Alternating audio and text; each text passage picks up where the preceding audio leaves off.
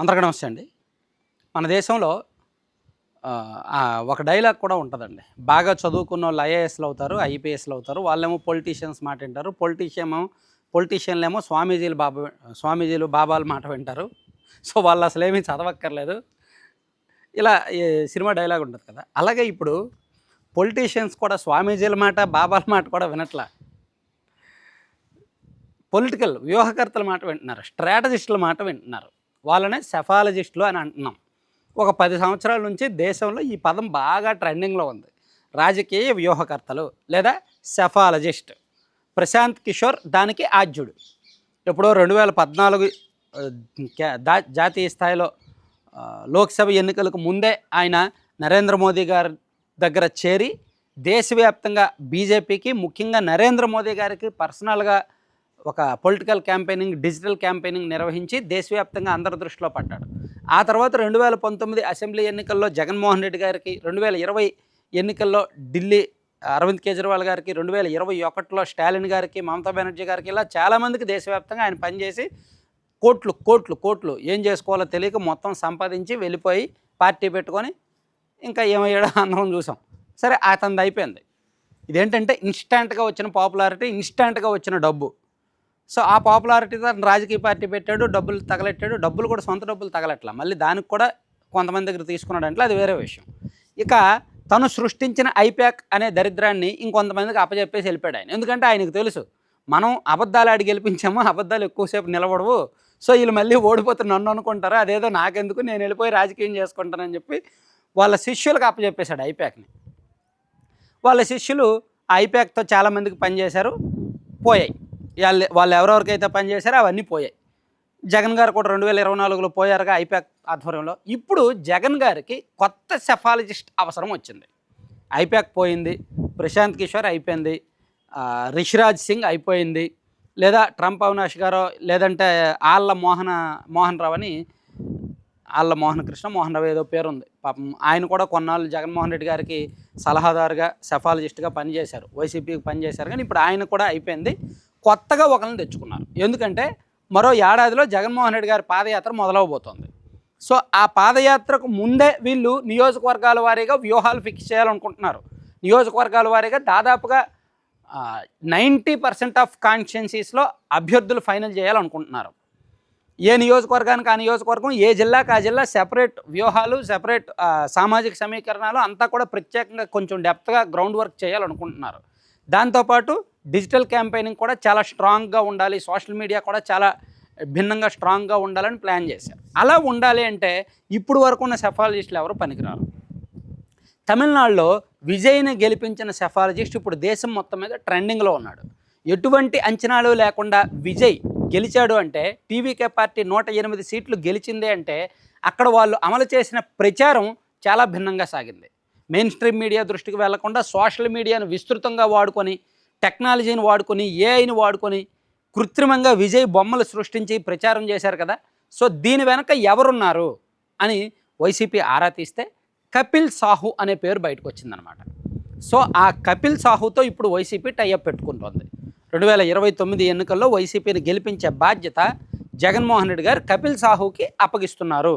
ఈ మేరకు ఆల్రెడీ బెంగళూరు ప్యాలెస్లో 2 దఫాల్లో చర్చలు జరిగాయి. కపిల్ సాహుకి, జగన్మోహన్ రెడ్డి గారికి 2 దఫాల్లో చర్చలు జరిగాయి. ఒక నేషనల్ మీడియా ప్రముఖుడే కపిల్ సాహుని తీసుకొచ్చి జగన్మోహన్ రెడ్డి గారి దగ్గర కూర్చోబెట్టి పరిచయం చేసి వచ్చే ఎన్నికలకు సంబంధించి వ్యూహాలు ఫిక్స్ చేశారంట.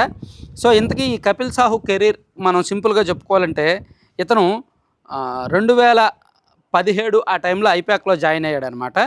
సో, సిక్కింలో 2019 ఎలక్షన్ క్యాంపెయినింగ్ మొత్తం ఐప్యాక్లో ఈయనే రన్ చేశాడు ఒక టీమును పెట్టుకొని. ఆ తర్వాత 2020 ఢిల్లీ అసెంబ్లీ ఎన్నికల సమయంలో రాఘవ్ చద్దాతో కలిపి కపిల్ సాహు వర్క్ చేశాడు. Managed constituency operations for Raghav Chadha in the 2020 Delhi assembly elections. ఆ తర్వాత appointed to lead Aam Aadmi party's organisational and electoral ground work in Uttar Pradesh. ఢిల్లీలో 2020 ఎన్నికలకు పనిచేశాడు కదా. ఆ తర్వాత 2022లో ఉత్తరప్రదేశ్లో జరిగిన ఎన్నికల కోసం కూడా ఇతను ఆమ్ ఆద్మీ పార్టీ తరఫున పనిచేశాడు. సో, అరవింద్ కేజ్రీవాల్కి డైరెక్ట్గా వ్యక్తిగత సలహాదారుగా కూడా చాలా కాలం పనిచేశాడు ఆయన ఢిల్లీలో ముఖ్యమంత్రిగా ఉన్నంతకాలం. ఆ తర్వాత కర్ణాటక డిప్యూటీ సీఎం ఏది ఫార్మర్ మాజీ కర్ణాటక డిప్యూటీ సీఎం అశ్వత్ రాయన్ అతని కోసం కొంతవరకు పనిచేశారు పర్సనల్గా 2 సంవత్సరాల కిందట. అంటే 2024లో లోక్సభ ఎన్నికలు అయిపోయిన తర్వాత ఈయన ఐపాక్ను వదిలేసి సొంతంగా ఒక సంస్థ పెట్టుకున్నారు. సో చెప్పానుగా వీళ్ళందరూ ఐపాక్ నుంచి వచ్చిన వాళ్ళే. రాబిన్ శర్మ కావచ్చు, లేదా రిషిరాజ్ సింగ్ కావచ్చు, లేదా ప్రతీక్ జైన్ కావచ్చు, లేదా ఇతను కపిల్ సాహు, ఎవరైనా ఐపాక్ నుంచి వచ్చిన వాళ్ళే. అంటే వీళ్ళందరూ కూడా ప్రశాంత్ కిషోర్ తయారు చేసిన తోలు బొమ్మలే, ఆ కీలు బొమ్మలే. సో వీళ్ళందరూ అలాగే ఆడతారు. సరే, ఇతను 2 సంవత్సరాల కిందట ఐపాక్ని వదిలేసి ఒక 12 మందితో ఒక పెద్ద టీం పెట్టుకున్నాడు అనమాట. సో ఆ టీం పెట్టుకొని అతను చేసిన ఫస్ట్ క్యాంపెయినింగ్ తమిళనాడు ఎన్నికలు టీవీకే పార్టీకి సక్సెస్ అయ్యాడు. దాంతో దేశవ్యాప్తంగా విజయ్ సలహాదారు ఎవరు, విజయ్కి సెఫాలజిస్ట్ ఎవరు అని చెప్పి చర్చ జరిగింది. ఇతని పేరు తెర మీదకి వచ్చింది. దాంతో ఇమీడియట్గా ఇతన్ని జగన్మోహన్ రెడ్డి గారు పిలిపించడం, మాట్లాడడం, ఒప్పందం చేసుకోవడం అన్నీ జరిగిపోతున్నాయి. ఇప్పుడు ఐపాక్ లేదు, ఏం లేదు, రిషిరాజ్ సింగ్ లేదు, ఏం లేదు. సో జగన్మోహన్ రెడ్డి గారికి ఐపాక్ నుంచి పర్సనల్గా కనెక్ట్ అయిన కొంతమందిని పార్టీ ఆఫీస్లో పెట్టుకొని పార్టీ వ్యవహారాలు అప్పచెప్తూ, డిజిటల్ మీడియా వ్యవహారాలు అప్పచెప్తూ, కపిల్ సాహు అండ్ టీమును కూడా ఇప్పుడు వైసీపీ తరపున అడాప్ట్ చేసుకున్నారనమాట. సో వచ్చే ఎన్నికలకు వీళ్ళే పనిచేస్తారు. పూర్తి స్థాయిలో వీళ్ళు గ్రౌండ్ వర్క్ మొదలు పెట్టేసరికి ఒక 6 నెలలు పడుతుంది. ఈ 6 నెలల్లో ఈ ప్యాకేజీలు, బ్యాక్ అండ్ సెట్టింగ్ అదంతా జరుగుతుంది అనమాట. అంటే ప్రీ ప్రొడక్షన్ వర్క్స్ జరుగుతాయి. Thank you. కంటెంట్ చివరి వరకు చూసిన ప్రతి ఒక్కరికి ధన్యవాదాలండి. కంటెంట్కి సంబంధం లేకుండా మీరు స్క్రీన్ మీద ఒక యాడ్ చూస్తున్నారు కదా, laddupalem.com అని. సో మేబీ ఒకసారి మీరు తీసుకోకపోతే ఆ ప్రోడక్ట్స్ ట్రై చేయండి. మంచి product, healthy product, multiple health benefits ఉండే ప్రోడక్ట్స్ ఇవన్నీ కూడా. వీళ్ళు మిల్లెట్స్ అంటే రాగి, సజ్జ, జొన్న, కొర్ర అండ్ సీడ్స్, అవిసె గింజలు, పొద్దురు గింజలు, గుమ్మడి గింజలు, మఖానా అండ్ ఇతర విత్తనాలు అండ్ డ్రై ఫ్రూట్స్, నట్స్, వీటన్నిటితో వీళ్ళు లడ్డూలు చేస్తారు.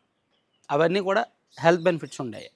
అండ్ షుగర్ వాడరు, ఆర్గానిక్ పౌడర్స్ వాడతారు అండ్ బెల్లం పొడి వాడతారనమాట. అలాగే వీళ్ళ దగ్గర హెల్దీ పౌడర్స్ ఉంటాయి. అంటే పిల్లలకు మనం ABC powder, Apple beetroot carrot powder and Amla beetroot carrot powder, protein powder అంటే జీడిపప్పు, బాదము, మఖానా అండ్ ఒక 4-5 రకాలు కలిపి చేస్తారు. పిల్లలకు పాలల్లో వేసి ఇవ్వచ్చు. ఏబీసీ పౌడర్ ఇవ్వచ్చు, ఆమ్లా బీట్రూట్ క్యారెట్ పౌడర్ ఇవ్వచ్చు.